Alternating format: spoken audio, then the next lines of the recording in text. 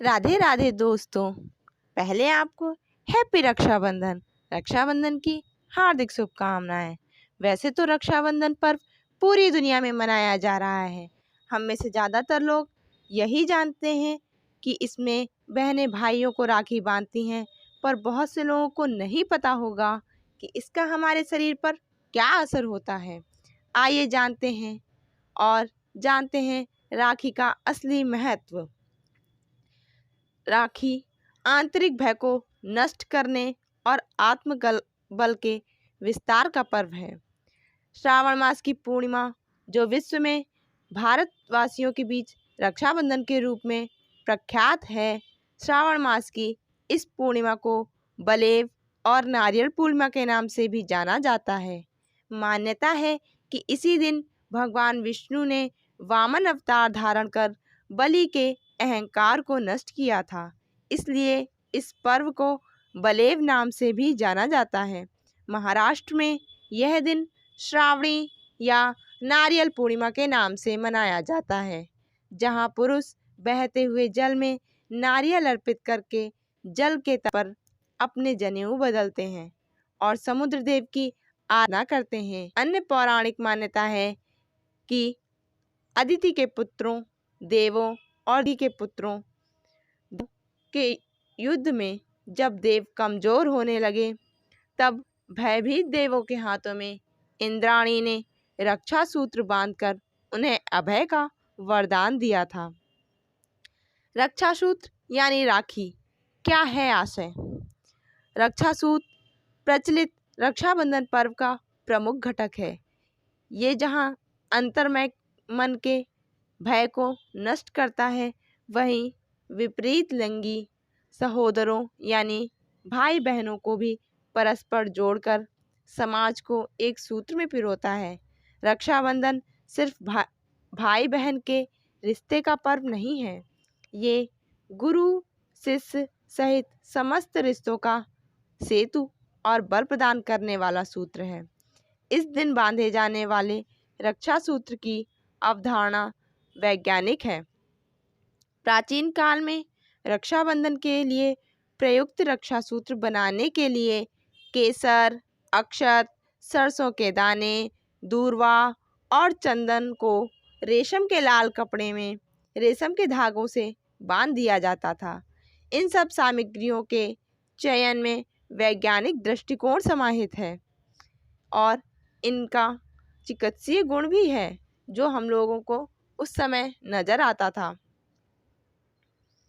आध्यात्मिक ही नहीं बल्कि इसका चिकित्सीय फायदा भी है। रक्षा सूत्र में रेशम मुख्य अवयव है।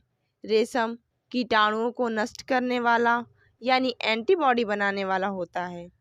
केसर को ओजकारक, उष्णवीर्य, उत्तेजक, पाचक, वात, कफ नाशक और दर्द को नष्ट करने वाला माना जाता है। सरसों चर्म रोगों से रक्षा करता है। यह कफ तथा वातनाशक, खुजली, कोढ़, पेट के कृमिनाशकों गुणों से युक्त होता है। दूर्वा यानी दूब घास। दूब घास कांतिवर्धक, रक्त दोष, मूर्छा, अतिसार, अर्श, रक्तपित्त, यौन रोगों, पीलिया, उदर रोग, उल्टी आदि में विशेष लाभकारी है। चंदन शीतल माना जाता है, जो मस्तिष्क में सेरोटोनिन व बीटा एंडोरोनोफिन नामक रसायनों को संतुलित करता है। इस वजह से रक्षाबंधन की राखी में केसर भाई के ओज और तेज में वृद्धि का, अक्षत भाई के अक्षत स्वस्थ और विजयी रहने की कामना का, सरसों के दाने भाई के बल में वृद्धि का, दूब घास भाई के सद्गुणों में वृद्धि का, चंदन भाई के जीवन में आनंद और सुगंध और शीतलता में वृद्धि का प्रतीक है। परंतु आजकल बाजार में ना जाने किस किस प्रकार की राखियाँ उपलब्ध हैं, जिसमें कुछ प्लास्टिक की हैं, कुछ अनेक धातुओं की बनी हुई हैं, जिनका ना तो कोई वैज्ञानिक आधार है और ना ही शास्त्रीय। सोना चांदी तो भौतिक और सतही समृद्धि का प्रतीक है। इसीलिए आजकल भाई बहन के रिश्ते में सिर्फ सोने चांदी की खनक ने स्थान ले लिया है। भाई बहन का रिश्ता तो प्रेम का रिश्ता है, उसमें सोने चांदी की खनक की क्या आवश्यकता है। तो आइए जानते हैं आज के इस आधुनिक युग में हम किस प्रकार की राखियां बांधें और राखी खरीदते समय किन किन बातों का ध्यान रखें। इन रंगों की राखियां होती हैं शुभ। ज्योतिष शास्त्र के अनुसार रक्षाबंधन पर बहनों को अपने भाई की कलाई पर काले या नीले रंग की राखी नहीं बांधनी चाहिए। सनातन धर्म में किसी भी शुभ कार्य में काले रंग का इस्तेमाल करना अशुभ माना जाता है, क्योंकि इससे जीवन पर नकारात्मक प्रभाव पड़ता है। शास्त्रों के अनुसार लाल, पीली, गुलाबी और इस तरह से मिश्रित रंगों की राखियां शुभ रहती हैं। प्लास्टिक से बनी राखियां। रक्षाबंधन के दिन भाई की कलाई पर प्लास्टिक से बनी हुई राखियां नहीं बांधनी चाहिए। दरअसल प्लास्टिक अशुद्ध चीज़ों से मिलकर बनी होती है। ऐसे में शुभ कार्यों में अशुभ चीज़ों का इस्तेमाल किसी भी दृष्टि से शुभ नहीं होता तथा वह किसी भी प्रकार का लाभदायक फल प्रदान नहीं करता। अशुभ चिन्हों वाली राखियां। ज्योतिष शास्त्र के अनुसार रक्षाबंधन के दिन भाई की कलाई पर अशुभ चिन्हों वाली राखियां नहीं बांधनी चाहिए।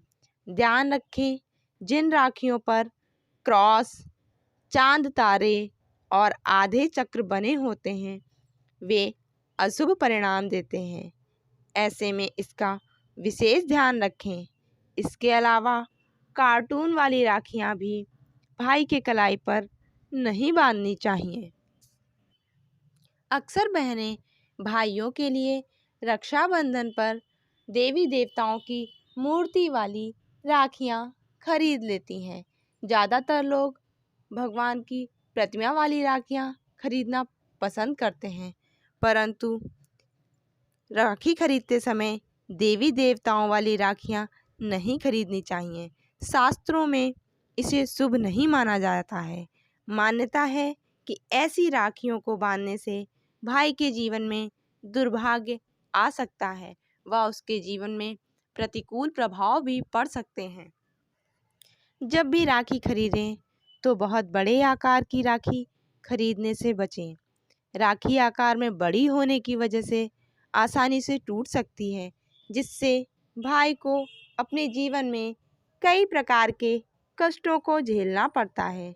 बड़े आकार की राखी से भाई बहन के रिश्ते पर नकारात्मक प्रभाव पड़ता है। राखी खरीदते समय इस बात का भी ध्यान जरूर रखें कि राखी कहीं से भी टूटी व खंडित ना हो, क्योंकि ये अशुभ होती है, जिससे भाई को कई तरह की परेशानियों का सामना करना पड़ता है। अगर आपके घर में कोई पुरानी राखी रखी हुई है तो उसे भूल कर भी ना फेंकें। ऐसा करने से राखी का अपमान होता है। राखी को बहते हुए पानी या नदी में प्रवाहित कर दें। तो दोस्तों, ये तो हमने जान लिया कि हमें किस तरह की राखी नहीं बांधनी चाहिए। आइए हम बताते हैं आपको कि अब हमें कैसी राखी बांधनी चाहिए और बाजार से राखी खरीदते समय किस बात का ध्यान रखना चाहिए। राखी खरीदते समय हमें रेशम के धागों से बनी राखियां खरीदनी चाहिए और वो भी धागे काले और नीले रंग के ना हों। राखी रुद्राक्ष वाली हो तो वो शुभ परिणाम देती है। राखी में फूल वाली राखी भी काफ़ी अच्छी मानी जाती है। इस प्रकार से रेशम के धागों से निर्मित मोतियों की राखियां भी बहुत अच्छी मानी जाती हैं। शुभ चिन्हों वाली राखियां भी बांधी जा सकती हैं, जिस पर ओम या स्वास्तिक का चिन्ह अंकित हो या जिस पे चक्र अंकित हो। ऐसे शुभ चिन्ह वाली राखियां भी फायदेमंद रहती हैं। तो इस रक्षाबंधन अपने भाई के लिए राखी का चुनाव करते समय थोड़ा सा ध्यान रखें और अपने भाई के लिए बाजार से खरीदते समय एक अच्छी सी और शुभ राखी ही खरीदें, जिससे कि आपका और आपके भाई का स्वास्थ्य अच्छा रहे। अगर आपको हमारे द्वारा दी गई जानकारी अच्छी लगी हो तो प्लीज़ चैनल को सब्सक्राइब करें और लाइक करें और बेल आइकन के बटन को दबाना बिल्कुल ना भूलें, जिससे आपको अपडेट वीडियोस मिलती रहें। और कमेंट करके हमें ज़रूर बताएं कि आपको हमारी ये वीडियो कैसी लगी। मिलते हैं अगली वीडियो में, तब तक के लिए जय श्री राधे कृष्णा दोस्तों।